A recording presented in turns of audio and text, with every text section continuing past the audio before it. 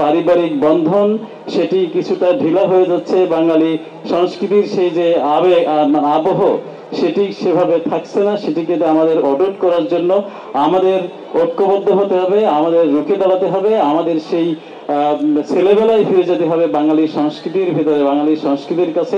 আমরা জানি যে বাংলাদেশের যে সংস্কৃতি সেটির শেকড় অনেক গভীরে, অনেক পুরনো, এবং এই বাংলাদেশে হিন্দু মুসলিম বৌদ্ধ খ্রিস্টান সবাই মিলে আমরা বসবাস করি। আমরা সন্ধ্যাবেলায় একদিকে উলুধ্বনি দেওয়া হয় মন্দিরে, পাশেই আজান দেওয়া হয়, যে একজন মন্দিরে যায় একজন মসজিদে যায়।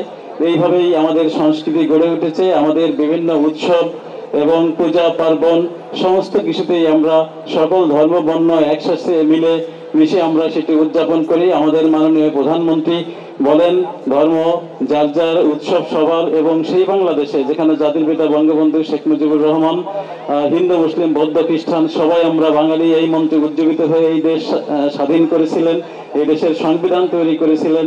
সেই দেশে আমরা দেখেছি যে উগ্রবাদের কালো থাবা, আমরা জঙ্গিবাদের কালো থাবা আমরা লক্ষ্য করেছি 2001 থেকে 2006 পর্যন্ত। বিশেষ করে আমাদের উদীচীর যে অনুষ্ঠান, আমাদের বাংলা একাডেমিতে ছায়ানটের অনুষ্ঠান, এবং আমরা এরপরে আরো বড় বড় দেখেছি একসাথে। আমাদের এখানেই নাটকের ভিতরে আমরা দেখেছি যে একসাথে দেশের 63 জেলায় যে বোমা হামলা আমরা দেখেছি। বাংলা ভাই শাহেখ আব্দুর রহমানের যুগ, সেটি দেখে শেষ পর্যন্ত আমরা নিজেরাই আক্রান্ত হয়েছি।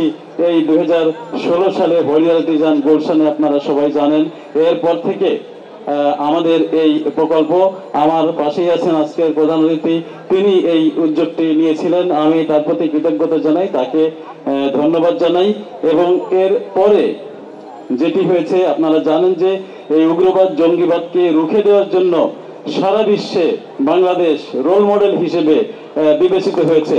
কেবল বাংলাদেশ নয়, আমেরিকার যারা এগুলো নিয়ে কাজ করে, ইউরোপের যারা এগুলো নিয়ে কাজ করে, তারাও আমাদের বাংলাদেশে যারা এই জঙ্গিবাদ বিরোধী কাজ করেন, জঙ্গিবাদ দমন সংক্রান্ত কাজ করেন, সেগুলো নিয়ে গবেষণা করেন, তাদের শরণাপন্ন হন, তাদের দেশে জঙ্গিবাদ কিভাবে মোকাবেলা করা যায় সেগুলোর জন্য আর কি। তো নিঃসন্দেহে সেটি আমাদের জন্য একটি গর্বের বিষয়।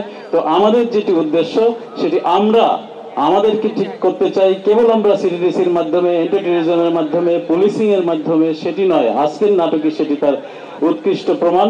আমরা এখানে উপস্থিত হয়েছি, আমার সহকর্মীরা এখানে রয়েছেন। বিশেষ করে আমাদের আরাফাতের কথা বলা হয়েছে যে সে যেহেতু নাট্য বিভাগের তত্ত্ব বিভাগের স্টুডেন্ট, সে এটিতে লিড করেছে, তাকে ধন্যবাদ জানাই। সাথে সাথে ঢাকা বিশ্ববিদ্যালয়ের নাট্য সংসদের সবাইকে ধন্যবাদ জানাই। সাথে সাথে আমি বলতে চাই যে কেবল পুলিশ নয়, আমাদের যারা সাংস্কৃতিক কর্মী রয়েছেন, আমাদের সকল পর্যায়ের লোকজন, সকল মানুষের ভিতরে এই বোধোদয়টা থাকা উচিত।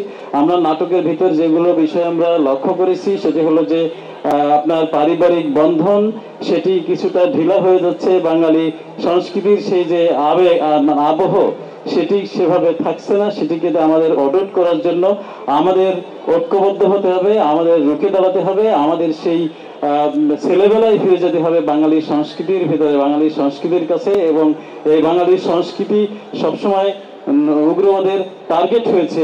আমরা এই সংস্কৃতি দিয়েই উগ্রবাদের সংস্কৃতিকে এবং আমরা জঙ্গিবাদের সংস্কৃতিকে, অপসংস্কৃতিকে রুখে দিতে চাই। এই হোক আমাদের আজকের স্লোগান।